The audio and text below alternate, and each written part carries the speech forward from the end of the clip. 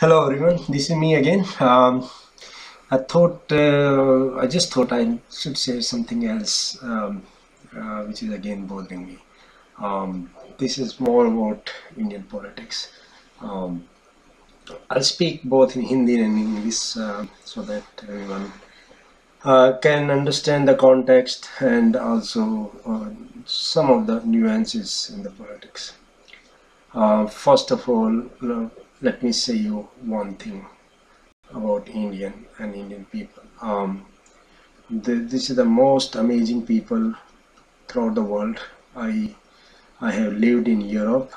I have lived in America, um, and also lived in India. And I used to say that I lived in three continents, and I have seen the people and culture of all these three continents. And all these three cultures are great. I really admire them. And you can say I could be a little bit biased because I was born in India and I grew up there. But you can criticize me if I'm wrong or if I am say something which doesn't kind of fit into the a good analysis or good region. You can comment it on. So I was saying that it's unfortunate that we have been gone through such a long period of gulami, or that we have been gone by other people. And one of the reason we always talk about is because of our nature, our culture of tolerance, our culture of non-violence, which is built in the society and in the culture. So we don't create a nuisance or public hangama or violence. And thus I think we are a peace living country and we want to live peacefully, and thus others have taken the advantage of it.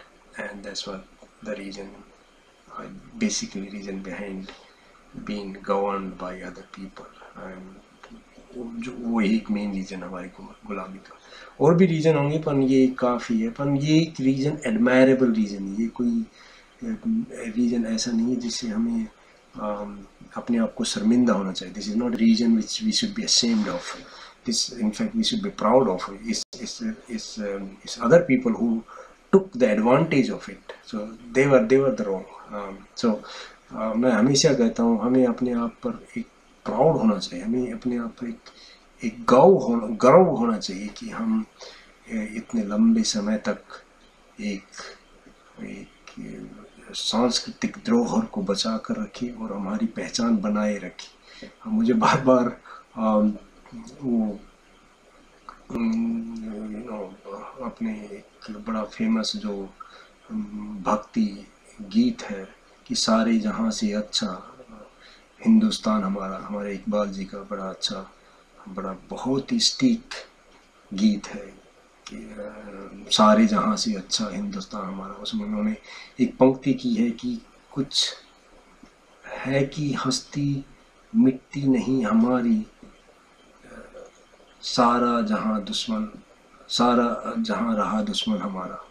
I may be wrong, मैं कुछ सही नहीं पंक्ति को coat नहीं कर पा रहा हूँ, पर उसका मीनिंग यही है। सो फोकसिंग ऑन दोज लाइन, और इन्हीं बातों को ध्यान में रखते हुए मैं कुछ एक दो विचार आज रखूँगा। एक तो सबसे बड़ा प्रॉब्लम कह लीजिए, सबसे बड़ी मिस्टेक कह लीजिए, सबसे बड़ा दुर्भाग्य कह लीजिए, हमारे राजनेता है, हमारे इवन नेता जो है, कुछ तो बड़े अच्छे हुए हैं, उन पर हमें प्राउड है। जैसे गांधी जी हैं, नेताजी सुभाष चंद्र बोस हैं, उन्होंने सच्ची में, सरदार वल्लभ भाई पटेल हैं, लोकमान्य तिलक हैं, हमारे लाल बहादुर शास्त्री जी हैं। तो इन लोगों ने सच्ची में इस देश की, इस जनता को नेतृत्व दिया है, कि दिशा दी है और आगे बढ़ाया है। पर काफ़ी नेताओं ने अपनी जिम्मेवारी पूरी करने की बजाय जनता को दोष डाला है। और देशों में देखिए, नेता 14-14 घंटा, 16-16 घंटा काम करते हैं, तब उस देश का डेवलपमेंट होता है।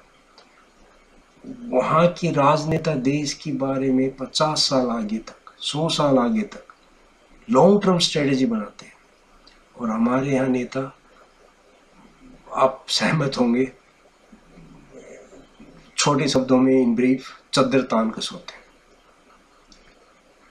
जब नेता लोग 14 घंटे काम करते हैं, 16 घंटे काम करते हैं और देशों में, उनके चेहरे की शक्ल, मतलब उनकी शक्ल बदल जाती है, चेहरे पर से मांस उड़ जाता है, इतने पेल हो जाते हैं 5 सालों में। आप किसी भी, ये तो एक नॉन फैक्ट है, अमेरिकन प्रेसिडेंट की आप इंटरनेट पर देख लीजिए कि 5 सालों में ही, यहाँ उनके 8 साल मैक्सिमम होते हैं एक प्रेसिडेंट के टर्म के, 8 सालों में वहाँ के प्रेसिडेंट, जिस दिन वो प्रेसिडेंट बनते हैं और जिस दिन वो 8 साल के बाद रिटायर होते हैं, उन 8 सालों में उनकी चेहरे की रौनक इतनी बदल जाती है कि जैसे वो 20 साल बूढ़े हो गए।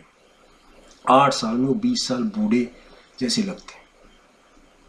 क्यों लगते हैं? क्योंकि उनके ऊपर इतनी बड़ी जिम्मेवारी होती है, वो इतना सिंसियरली काम करते हैं, 10-10 घंटे, 12-12 घंटे, 16-16 घंटे काम करते हैं, तब उनकी हालत होती है। इतना ईजी नहीं होता देश को लीड करना, नेता बनना। और हमारे नेता, उनको देखिए, जब वो पद ग्रहण करते हैं और जब वो उस पद से निवृत्ति होते हैं, चेहरे की चमक आ जाती है, मुरझाए हुए चेहरे से आते हैं और एकदम खिले हुए चेहरे से जाते हैं। क्यों? क्योंकि कोई काम ही नहीं करते, काम ही नहीं होता। तो उस देश में क्या तरक्की करेगा? उनसे कुछ जवाब मांगो तो क्या कहते हैं? सबसे पहला तो उनका एक एक्सक्यूज होता था, इस देश में जनता इतनी ज़्यादा है, क्या करें, आबादी इतनी बढ़ रही। आज वही आबादी हमारा सबसे बड़ा एसेट है साहब, सारी दुनिया उसी आबादी का हमारे पास आ रही। अरे आबादी हाँ एक चैलेंज हो सकता है, पर मनुष्य, man power, I think the biggest asset any country could है।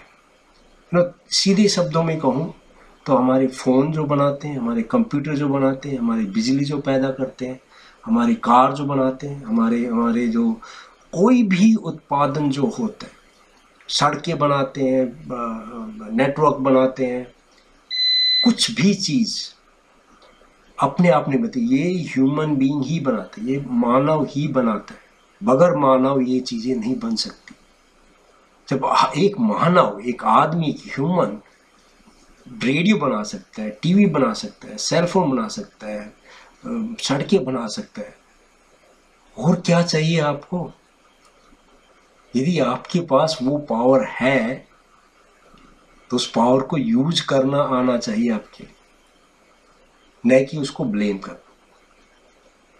क्योंकि ये बहुत इजी होता है आबादी पर दोष देना, बजाय कि अपनी रिस्पॉन्सिबिलिटी अज्यूम करना। कि ये हमारे नेताओं ने बहुत शुरू से सीखा हुआ कि कुछ भी कहो कि क्या प्रॉब्लम, क्या करें, आबादी इतनी ज़्यादा है। ये बहुत मुझे हंसी आती है, और हमारी जनता पर भी मुझे कई बार, क्या करें, जनता भी इतनी अनपढ़ है, समझ नहीं पाती, वो भी इस बात को सही मान लेती, वो भी कहती हाँ सही कह रहे, जनता इतनी। तो ये अपनी एक दिमाग से निकालिए ये बात कि जनता एक एसेट है कंट्री के लिए, देश के लिए, उसको ढंग से यूज कीजिए। जब भी कोई नेता कहते हैं उसको पूछिए कि आप अपनी जिम्मेवारी क्यों नहीं निभाते, बजाय कि इस पर तो उसको यूज कर क्यों नहीं करते, जनता उसको दिशा क्यों नहीं देते। तो ये बहुत अभाग्यपूर्ण बात है कि हमारे इर्रेस्पॉन्सिबल नेता आ जाते हैं और फिर वो बजाय अपनी जिम्मेवारी पूरी करने के लिए जनता पर दोष डालते हैं। मुझे एक बड़ा अच्छा उदाहरण याद आ रहा है कि एक ज़माने में 80 की बात है, जब मैं इंडिया में था, बच्चा था, तो उस टाइम भागड़ानंगल डैम बन रहा था। तो कुछ लोग इसके अपोजिशन में थे। अपोजिशन बेसिकली जो लोग इसके पावर में नहीं थे वो अपोजिशन में थे।